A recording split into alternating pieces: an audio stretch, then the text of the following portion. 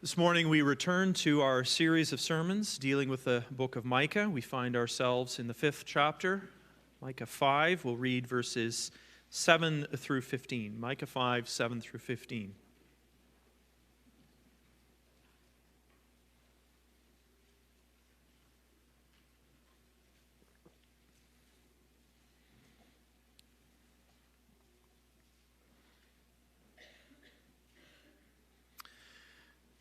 Micah 5 and 7. Then the remnant of Jacob shall be in the midst of many peoples, like dew from the Lord, like showers on the grass, which delay not for a man, nor wait for the children of man. And the remnant of Jacob shall be among the nations, in the midst of many peoples, like a lion among the beasts of the forest, like a young lion among the flocks of sheep, which, when it goes through, treads down and tears in pieces, and there is none to deliver. Your hand shall be lifted up over your adversaries, and all your enemies shall be cut off. And in that day, declares the Lord, I will cut off your horses from among you, and will destroy your chariots. I will cut off the cities of your land, and throw down all your strongholds. I will cut off sorceries from your hand, and you shall have no more tellers of fortunes. And I will cut off your carved images and your pillars from among you, and you shall bow down no more to the work of your hands. And I will root out your Asherah images from among you and destroy your cities. And in anger and wrath I will execute vengeance on the nations that did not obey. The grass withers and the flower fades, but the word of our God stands firm and sure forevermore.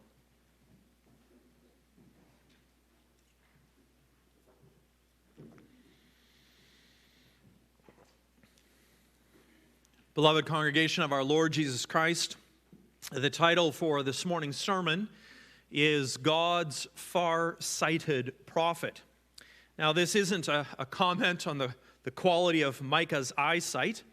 The point here isn't to suggest that perhaps maybe Micah needed glasses. No, the title is a reference to the extraordinary distance of Micah's prophetic vision. And I say it's extraordinary because here in these verses, Micah does something very remarkable. He actually looks beyond the day of the Messiah's coming, and he looks ahead to what we could call the age of the church. And that's something that we're going to see if we take just a moment to consider the flow of chapter 5 as a whole. Now, you'll recall from a few weeks ago that in the first part of this chapter, Micah delivers a message of comfort. He brought a message of comfort to God's people.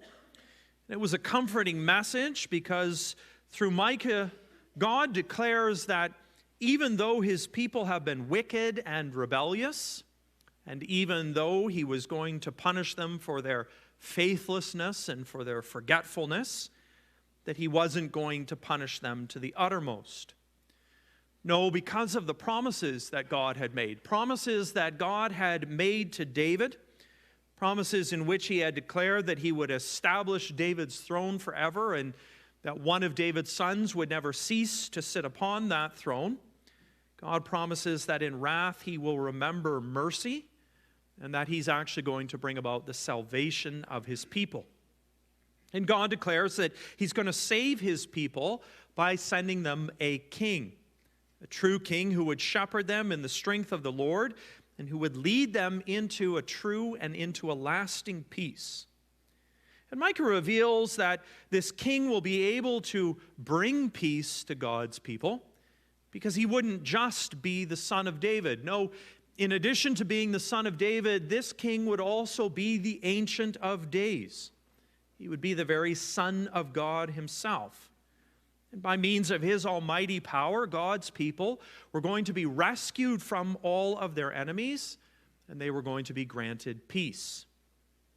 Now, in the passage that's before us this morning, that passage is positioned right after that messianic oracle that begins the chapter. And its placement here, it alerts us to the fact that Micah is looking far ahead. Micah is looking beyond the coming day of that great king, And he's actually looking beyond that day to consider the consequences, to consider the significance of his coming, and to consider the question of what his kingdom would be like. Perhaps we could say it this way: in the passage that is before us this morning, God's far-sighted prophet looks beyond the coming of the great king, and he considers his kingdom. And so that's the flow of chapter 5. It moves from a consideration of the coming king to the wonder of his kingdom. So what exactly does Micah see? What does God's far-sighted prophet see when he looks ahead to the time of that kingdom? Well, this morning we want to see that Micah's gaze is fixed on two very important things. First of all, Micah is going to consider the work of the church in the world, and that's what he does in verses 7 through 9. And then secondly, Micah considers the work of God in the church, and that's what he does in verses 10 through 15. So Micah, as he gazes into the future, as he looks at the age of the church, he sees the work of the church in the world, and he sees also the work of God in the church. And those are the two thoughts that we'll use this morning to organize us as we move through this passage. All right, then, Micah's oracle, it opens with a vision of the church at work in the world. And loved ones, let me suggest to you that that's something that should immediately grab our attention.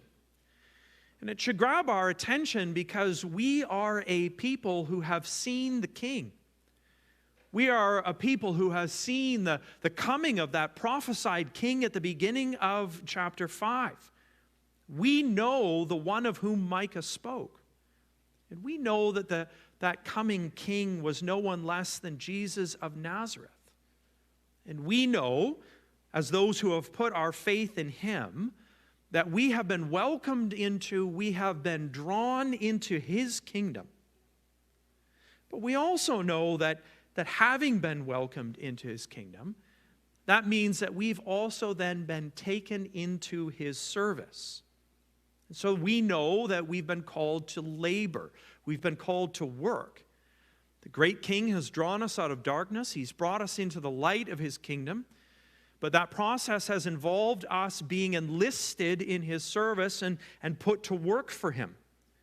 And that means that we've got things to do. We've got a mission to complete. And we're only going to be able to do that work well if we're clear about what it is that God has actually called us to do in this world. Now, when Micah looks forward to the age of the church, and when he considers its place in the world, Micah teaches us that so far as the work of the church is concerned, we have been given two particular tasks.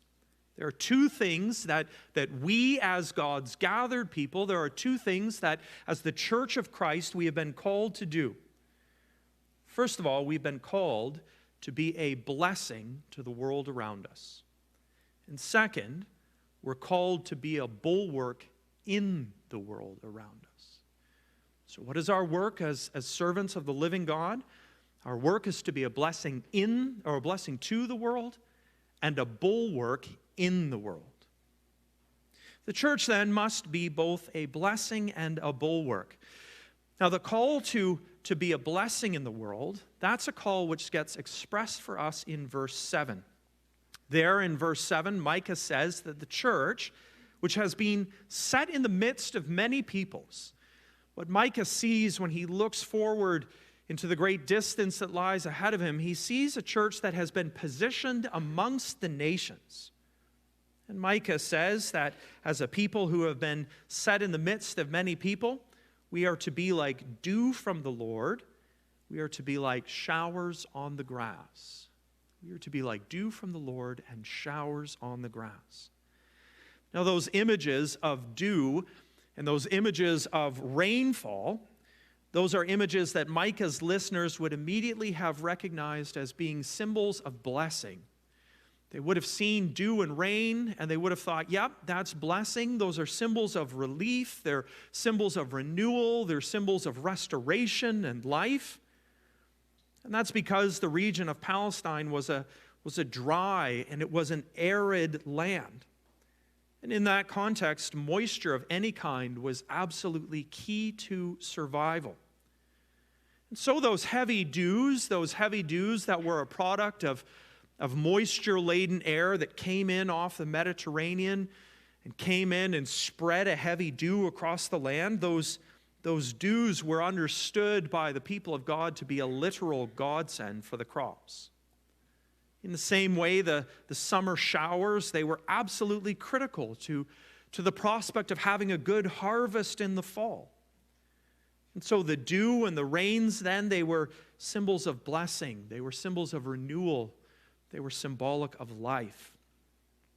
The people of God then, positioned as they are amongst the nations, they are called to be a blessing, and they're called to be a blessing to all around them.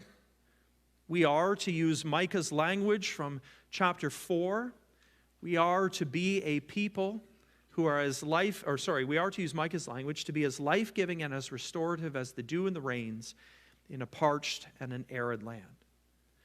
So how do we go about doing that? How can we have that effect on our society? How can we, as members of Providence, be like dew? How can we be like the summer rains right here in Hamilton, Ontario?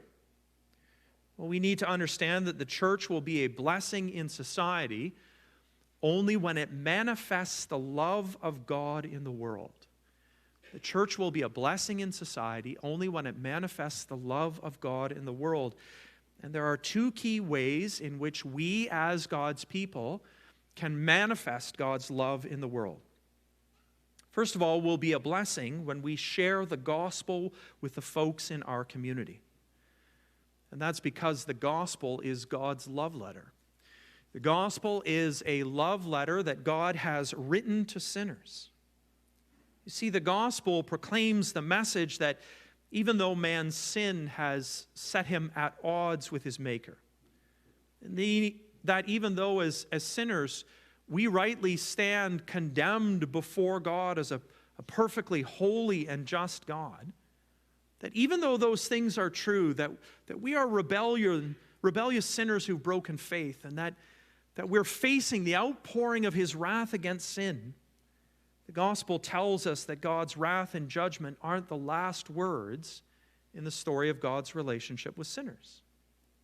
And that's because in mercy, God has graciously provided a way of reconciliation. We'll talk more about that this afternoon when we look at Lord's Day 5.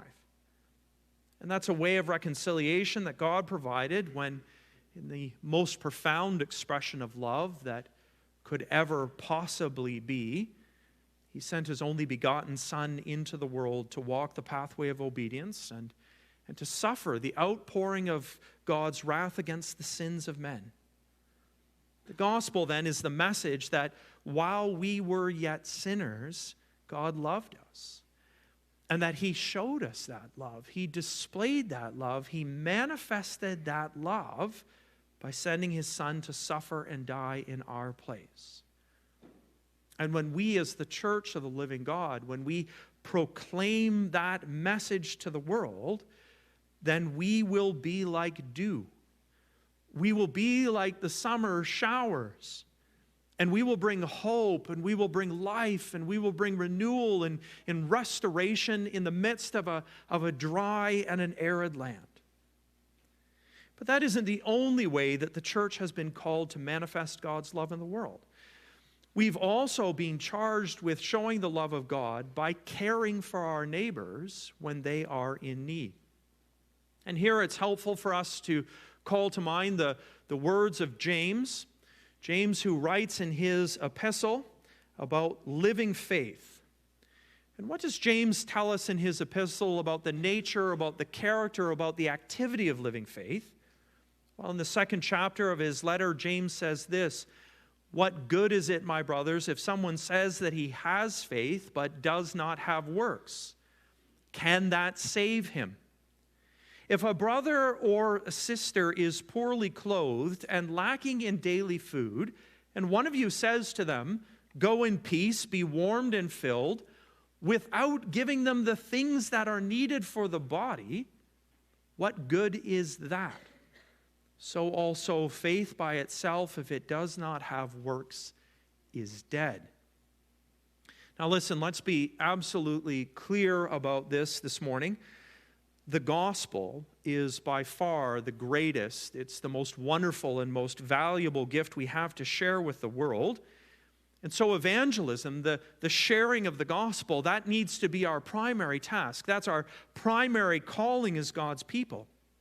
But that doesn't mean that we can ignore the call to show material and practical care for our neighbors.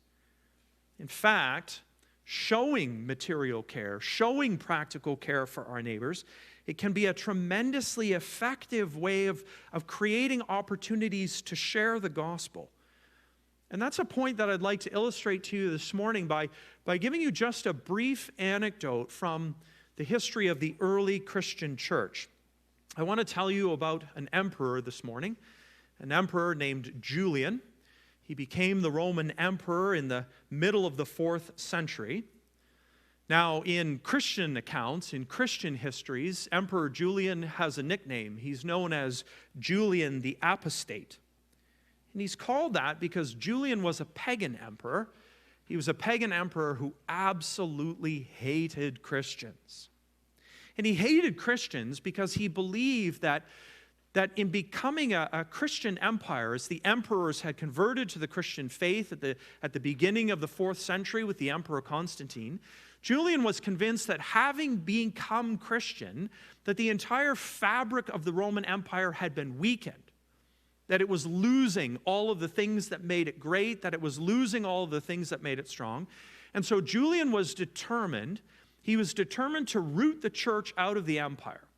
He wanted to destroy the church, he wanted to destroy Christianity, and he wanted to get Rome back to its pagan heritage because he was convinced that only then would Rome be strong as an empire. Now here's the thing. Julian quickly discovered that trying to re-paganize the empire was going to be a much harder task than he had imagined. And it turned out that one of the main reasons that the church was so hard to uproot, one of the main reasons that Christianity was so hard to do away with, was because of the exceptional Christian charity that the early church displayed. And I'd like to read you just a brief quotation from one of Julian's letters where he talks about the impact of Christian charity on the empire as a whole. This is what he says. "Let us consider that nothing has so much contributed to the progress of the superstition of Christians as their charity to strangers. I think," says Julian, "that we," that is the Romans, "I think that we ought to discharge this obligation ourselves. We ought," he says, "to establish hospitals in every place, for it would be a shame for us to abandon our poor while the impious Christians provide not only for their own, but also for ours. Welcoming them into their agape, welcoming them into their love, they attract them as children are attracted with cakes." That is an extraordinary statement, isn't it? That an emperor who tried to destroy the church found that he couldn't root Christianity out of Roman society because the care that Christians provided, not only for themselves, but for their neighbors, made the Christians so appealing, so winsome in the eyes of their neighbors, that their neighbors were actually willing to listen to the Christian doctrine and listen to the presentation of the gospel. And Julian found that he couldn't get rid of the church because of the care that they showed for the world around them. And the point here is that in a world without any kind of structured poor relief, a world without any kind of social welfare system, in that world, people knew that the Christians were willing to take care of their neighbors as well as themselves. And perhaps it's worth asking ourselves if the same could be could be said of us today. I wonder if our neighbors have the same opinion of our charitable efforts. Would our neighbors say the same of us, that if the people of Providence were gone, that there would be an obvious diminishment of the quality of their lives here in Hamilton, Ontario? Would they yearn to keep us here and to know of us because of the good that we do for our community here in Hamilton? So as Micah looked ahead then, as he looked ahead to the age of the church, he saw a community that served as a blessing. He saw a community that served as a blessing to the nations. But he also, as he looked ahead towards the age of the church, he saw a community that functioned as a bulwark in society. Now, just by way of definition, a bulwark is a type of defensive fortification. A bulwark is a kind of defensive wall. For all of you landscapers out there, you could think of a bulwark being like a retaining wall. If you build a retaining wall, you have built a bulwark. That's what a bulwark is. Now, Micah speaks of the church. He speaks of the church as being a bulwark when he compares the church to a young lion, and that's a comparison that he makes in verses 8 and 9. Now, the utility of this metaphor is that lions are mighty animals. They are mighty animals that are strong enough to do two things. They're strong enough to provide for themselves, but they are also strong enough to protect themselves and to defend themselves against any foe. I told you a while back that when I was in Africa, I had an opportunity to see a lion. I told you about the roar of that lion. What I didn't mention was what that lion was doing at the time. The lion that we saw, it was about from here to that wall away from him. We were in a car, but we were about that far away. That lion had caught a zebra, and he was eating that zebra. And he was eating that zebra. He had that thing pinned down, and he was tearing chunks off of it. Now, here's the thing about that experience. It drove home two remarkable realities. One, the sheer power of that lion as he ate that zebra, as he just simply pulled it apart and consumed it. But the other thing that was striking about that experience was how unconcerned the lion was by our presence. We were this far away from him and his lunch, and he didn't care that we were there at all. And he didn't care that we were there because he knew we couldn't take his food from him. He knew we weren't strong enough to overcome him. And so he was utterly indifferent to our presence. The lion is powerful. The lion is mighty. The lion is the king of beasts. He hunts and he tears and he rips and he conquers, and he is unworried by any foe or opposition. Now, why does the Lord direct Micah to describe the church as being like a lion? Because the church is to be as powerful and to be as ferocious as a lion in its defense of the truth. Now, first of all, that means defending, and it means proclaiming the truth of the gospel. But it also means being as bold as a lion in our defense of the truth of God's law and in our defense of the standards of God's holiness. Which means that the church must be a bulwark against the spread and against the increase of immorality in this world. We have to be a bulwark. We have to be a barrier that holds back, that pushes back sin. Well, how are we to do that? How can we as a community here in Providence, how can we function as a bulwark in the world? How can we be a retaining wall against the spread of sin and immorality? Well, in his commentary on these verses, Richard Phillips says that the church can be a bulwark against sin in this world when it forces back worldliness by the presence of godliness. We have to force back worldliness by the presence of godliness, which means that the church must be a bastion of, the church must be a beacon of moral purity and excellence in this world. It means, to borrow a phrase from Micah 4, that the church must be a people, it must be a community that knows the will of God and walks in the ways of God. Because when we do so, it will become clear to everyone in this world that as those who have been drawn into the kingdom of Christ, that our lives are now governed by, they're now controlled by the law of the great King whom we serve. Quite simply, we've got to live sanctified lives that show that serving Christ has made a difference. That being called into the service of the King has transformed us, that it's changed us. We've got to do that because such lives, to borrow a phrase from our Lord, such lives have a salting effect on society.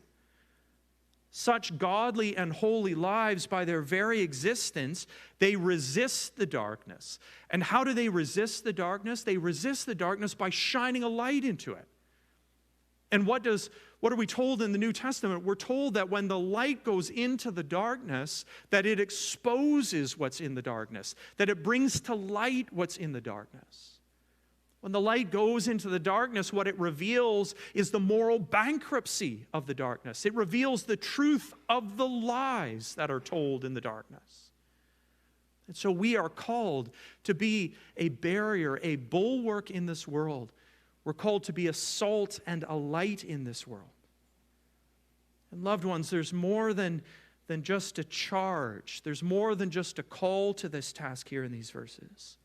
There's also great encouragement as well. Think about it for a moment. Lions are bold, and lions are ferocious, and there is no foe that they can't overcome. And so what the Lord is saying to us here is this, that even though we are a remnant, even though we look so small, and isn't that the case? That so often the church looks small in the eyes of the world, that the church looks insignificant. So often the church looks powerless in the eyes of the world. But even though we may look small and weak in the eyes of the world, we are anything but powerless. We are anything but defenseless. No, loved ones, we are lions. We're lions. And so as Micah declares in verse 9, we are not going to be overcome. No, far from it. As Micah says in that verse, we will be lifted up against our adversaries, and all of our enemies will be cast off. And why will that be? Well, beloved, it's because our victory, it's not going to come in our own strength. It's not going to come as a result of our own power or our own zeal or our own ability or our own commitment. And that's something that Micah makes clear at the very outset of this oracle when he says of the dew and of the showers that they do not delay for a man, nor do they wait for the children of men.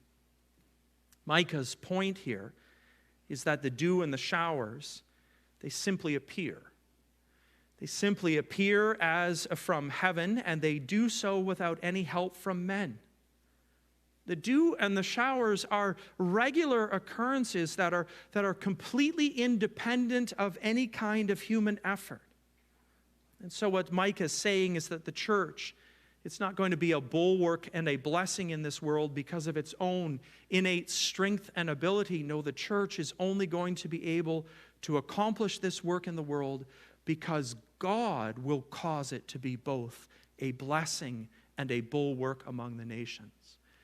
It is only because God will himself fill the church with the very strength that is necessary to carry out this calling that we can walk through this world knowing that we are lions who cannot be overcome by their foes. And knowing that our victory is assured precisely because we have been filled with the strength of the Lion of Judah, that should give us enormous confidence. That should give us enormous boldness. It should make us eager to be a blessing to our neighbors by telling our neighbors the truth of the gospel. And it should set us free from fear, because lions aren't afraid. Lions aren't afraid to speak the truth. Lions aren't afraid to live the truth. And lions are never afraid to defend the truth because they know that no foe will ever prevail against them. That lion that we saw in the jungle, he just sat there eating his lunch, completely unconcerned by the 30 humans who were watching him. He knew there was not one thing that those people could do to take away his food. There was nothing that they could do to take away his victory or his prey. So he just sat there and he snacked as if he was all alone in the world.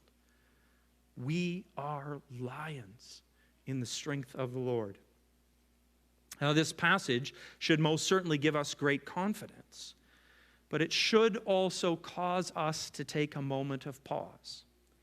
The reason that it should give us pause is because when we stop to reflect on the work that the church has been called in the world to do in the world, then what we realize, brothers and sisters, is that a great calling has been laid upon us. We are, first of all, to be a blessing to the nations by manifesting the love of God in the world, which means being willing and being able to proclaim the gospel to our neighbors. But it also means being meaningfully engaged in the care of our neighbors. And it means living lives of extraordinary holiness. It means living lives of extraordinary purity so that we are able to be a light on the hill, a light that shines into the darkness, a light that draws people into that light. And that's going to be a tall order. It's going to be a tall order for sinners like us. Sinners who are so weak and who are so frail. Now, we've been encouraged by the promise that we aren't going to have to accomplish these things in our own strength, and that God is the one who will ultimately cause us to be able to bring about the varied things that He's called us to do. But that must mean that if we are weak and frail, and if we are so prone to sin, and if we are so prone to return to the darkness from which we've been drawn, that must mean that the only way that we can accomplish these works is if God is at work in us. If we are going to be at work in the world, then it must be the case that God is at work in us. And that leads us to a consideration of the remaining verses of this chapter. Now, what Micah tells us in verses 10 through 15 is that in order to make us fit servants in His kingdom, in order to make us servants who are capable of carrying out the tremendously high calling that's been laid upon them, that God is going to have to go to work in us. And the work that God is going to have to do in us, well, we could best describe it as the work of a surgeon. And that's because in order to make us fit servants of the King, you and I were in need of a heart transplant. Now, why are we in need of such a radical, why are we in need of such an invasive surgery? Well, there are three reasons that we're in need of a heart transplant. First of all, the heart that beats within you and I is a heart that is entirely too self-reliant. Second of all, the hearts that beat within us are fearful hearts. And finally, the hearts that beat within us are faithless hearts and forgetful hearts. And those aren't the kind of hearts that are up to the task of being a blessing.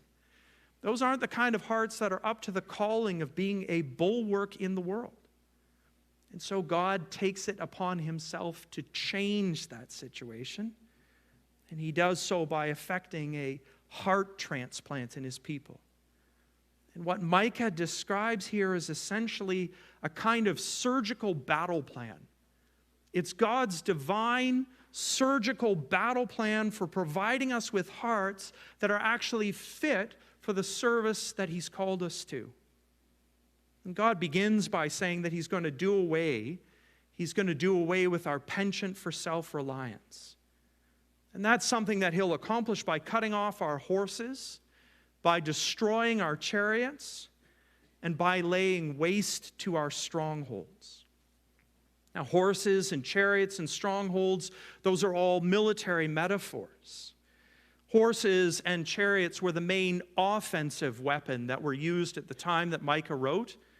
And strongholds, or we could read here fortified cities, those were the main defensive weapons of the age. And collectively, these metaphors of horses, chariots, and strongholds, they're metaphors for our inclination to believe that we are capable of taking care of ourselves and that we are capable of advancing in our own strength. And here God says that he's going to disabuse us of that notion by stripping away our strength. He's going to destroy the chariots. He's going to destroy the horses. He's going to tear down the strongholds. God is saying, I'm going to come into your life and I'm going to strip away all of your strength. I'm going to strip away anything that causes you to rely on yourself.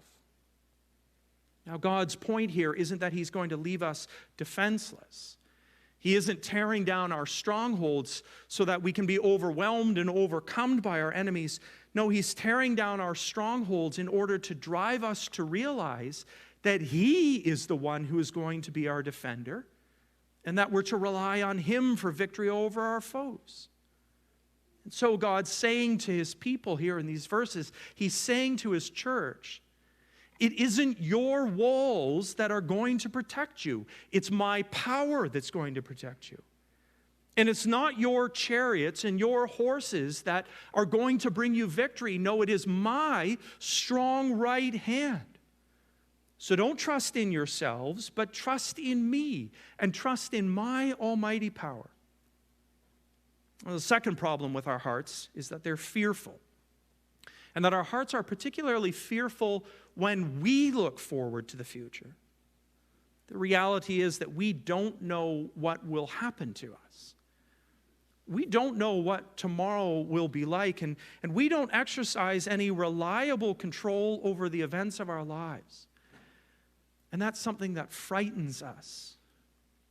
And we try to cope with that fear by trying to lay hold of the future. We try desperately to gain some insight into the future, into what will happen. We try to prepare for it. We try to secure ourselves against it. And God says here that he's going to deal with our fears. And he's going to deal with our fears by cutting off sorceries from your hand and by taking away our fortune tellers. Going to have to learn, says God, that you're not the ones in charge here. You don't get to know what tomorrow holds because that's knowledge that only I possess. Well, what you've got to learn is that you don't need to worry about tomorrow because I will be there tomorrow. You've got to learn to put your trust in me and to believe that the future is in my hands and that I have charted every single step of your life. And that I have arranged every single one of those steps so that you ultimately arrive at good. And you've got to learn that when you are anxious about tomorrow, that you need to relieve those anxieties, you need to deal with those fears by coming to my word. And you need to relieve those anxieties and fears by coming to me in prayer. And you can't do that by turning towards sorcerers. You can't do that by turning towards fortune tellers. And so I am going to cut them out of your life as well. And finally, we're in need of a heart transplant because our hearts are faithless and our hearts are forgetful. The sad reality is that precisely because we don't trust God to be faithful to be his promises, and because we so easily forget that the very same God who took care of us yesterday will also take care of us tomorrow. Because we forget those things, the reality is that our hearts quickly turn away from God and we quickly seek after other gods. Now, more often than not, we don't abandon the worship of God entirely. No, we're like the people of Micah's day. The people of Micah's day who tried to make room in their hearts for a bonus god or two. What we try to do is to worship other gods alongside the living God. And we do so on the theory that perhaps these idols can serve as a bit of an insurance policy. That maybe if God comes up short in his promises to take care of us, if we have a kind of backup God that backup God will be there for us in a pinch to cover those few things that God has sort of let slip. But here's the trouble. Hearts that aren't entirely devoted to the service of the Lord, they won't be hearts that are capable of being a genuine blessing to the nations. After all, how can we proclaim Jesus? How can we proclaim him as the only and as the all-sufficient Savior if simultaneously we're hedging our bets by worshiping an idol or two in the background? And how can our hearts serve as a beacon? How can they serve as a bastion of holiness and purity in this world if we have allowed the darkness of idolatry to seep into the corners of our hearts? And that's why, as part of his surgical effort, God declares that as part of his work in us, he's going to cut the idols right out of our hearts. He's going to reach into those hearts and he's going to rip the idols out. He's going to tear them down, and he'll do so, he says, so that we will bow down to them no more. Now, here's the thing about surgery. It isn't fun. In fact, it's generally quite unpleasant. It hurts when we have things cut out of us. It hurts to be stitched up. It hurts to be patched up. It hurts to be left battered and bruised and in pain. But we've got to consider the alternative. For example, let's say that you have an appendix that's about to burst. Now, getting that appendix cut out, it's not going to be pleasant. It means some doctor's going to have to slice open your belly. He's going to have to reach in there. He's going to have to lay hold of that appendix. He's going to have to cut that thing out. He's going to have to stitch you up in your bowels. He's going to have to stitch up the wound that they used to go in there and get it. It means undergoing an invasive surgery and a fair bit of pain and recovery. But what's the alternative? If you leave it there, it bursts. And if it bursts, it fills your body with infection and you die. In other words, surgery isn't pleasant, but the reward of surgery is a return to health, and the alternative is an ugly death.